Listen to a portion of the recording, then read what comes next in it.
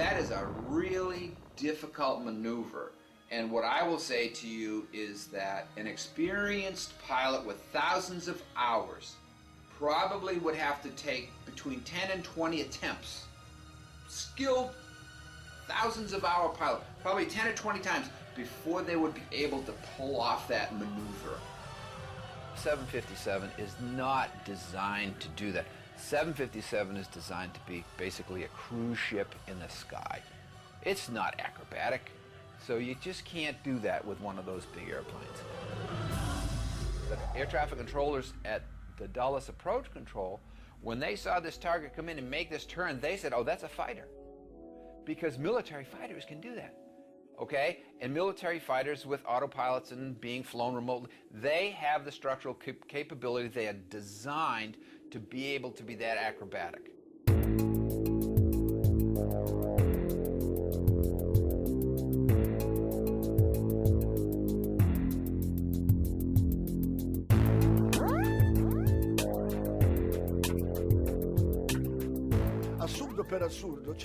Absurdity of absurdities. There is also the height at which this aeroplane was flying to be explained.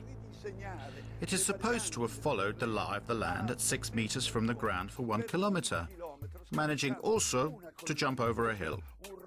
Then it went over a roadway, and it finally got there without making any other turns because by now there was no more space.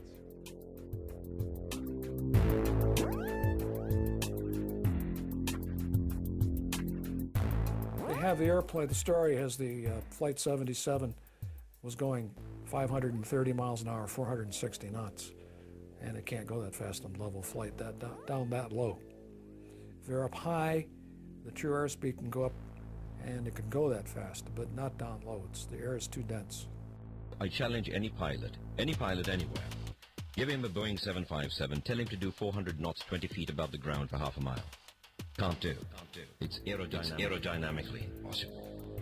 And so the story of how the airplane hit the Pentagon just doesn't make any sense at all.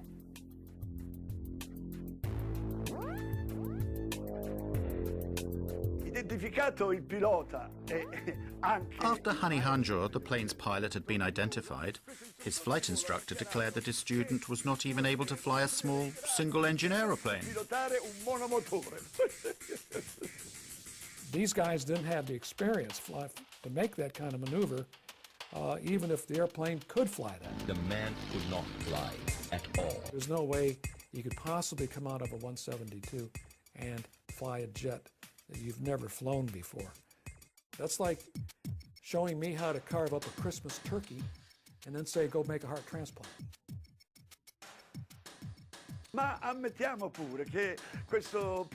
Even if we suppose that such an incompetent pilot had the opportunity to fly a Boeing 757, we still have to ask ourselves how he managed to violate the most heavily protected airspace in the world.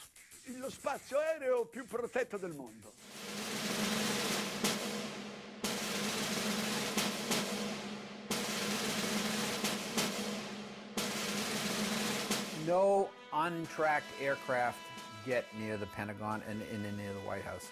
It just doesn't happen. In Washington, D.C., we have one of the most restricted airspaces in the world. It's called P-56. It has a separate radar tracking system and a separate military response system. P-56 is that restricted airspace that is around the Pentagon and the White House, and it is a highly, highly, highly sensitive area. There are supposed to be no unknown aircraft that can go through there. That has an air defense identification zone in a 50-mile radius around D.C., and then it has a protected zone 17 miles around the Washington Monument and an inner protected zone 3 miles around the Capitol. That space is essentially unbreachable. It has to be because of the importance of the buildings there. It's like an aviation no man's land. Nobody goes in there. Nobody. They have F-16 and F-18 jets at Andrews Air Force Base, about 10 miles south of D.C. They also have the 113th National Guard Air Wing at Anacostia Naval Air Station that can send scrambler jets up in a very short period of time. Both are in place that day. Neither one responds at all until after the Pentagon is hit. In addition to that, the Pentagon has its own defenses. If a plane, any kind of a plane, was coming in towards the Pentagon, why didn't the anti-aircraft missiles batteries that are there, why didn't they fire to protect the building? This is, after all, the most heavily protected building on the planet. That craft had to have been a military craft, because only the military craft put out a signal. It's called an Identify Friend or Foe IFF device. And only the military craft would be allowed to approach the building. The two radar systems that the military radars, defensive radar systems, read are a civilian transponder and a military transponder. Military transponder is called IFF. Civilian aircraft do not have an IFF transponder. They are not given that capability, okay? So if there was a 757, American 757 that went into the Pentagon, for example, and it shut off its transponder, it didn't have a military IFF transponder on it. So it was a primary target. It's a primary target going into that airspace, should have been shot down. What I'm describing to you is a breakdown in standard operating procedure by FAA, NORAD, P-56, and the Pentagon, all on the same day, in the middle of, after 9/05, what was known nationally to be a terrorist attack. And it makes no sense. Nobody goes in there. This is, after all, the most heavily protected building on the planet. It just doesn't make any sense at all.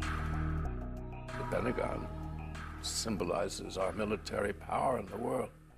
And they had hit it. And to this day, nobody knows what they hit it with, whether it was an airplane or whether it was a missile. And our government will never tell us. So we just kept wait for the French to explain it. What hit it? What's going on? There is nobody anywhere at any point in this entire investigation that has said that is positively American 77. They suppose it, they presume it, they assume it, they say this is what we think it is. The controller, Daniel O'Brien, who saw the unidentified blip coming in from the west at a high rate of speed, had no way of knowing what it was, because the primary was a primary return only. The secondary radar, the transponder, was turned off. In order to identify a primary radar target, you have to have two-way communications between the pilot and the air traffic controller, and the pilot has to report over a certain geographical location, or you have to be able to tell the pilot in the airplane to make a series of turns. And then the radar controller can look at all of the primary targets on his or her radar scope and say, there's an aircraft, or there's a target that just executed the turns I told. Now I can positively identify the aircraft. That never occurred. It's huge.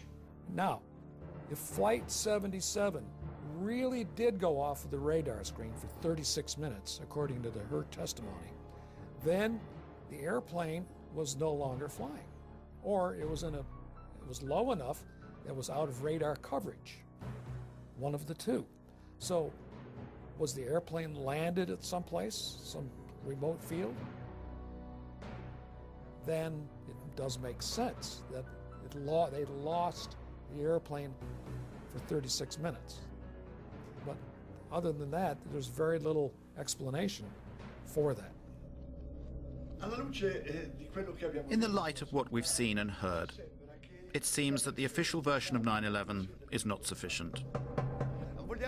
We want the facts to be explained to us, and above all, we want them to be properly investigated. Basically, we want someone to finally tell us the truth. The United States government spends $892 billion per year to defend its citizens and its territory. It is the best protected country in the world, as President Bush has said. Nevertheless, on the 11th of September, the heart of America was attacked from the sky, and 3,000 helpless American citizens were killed in their own cities.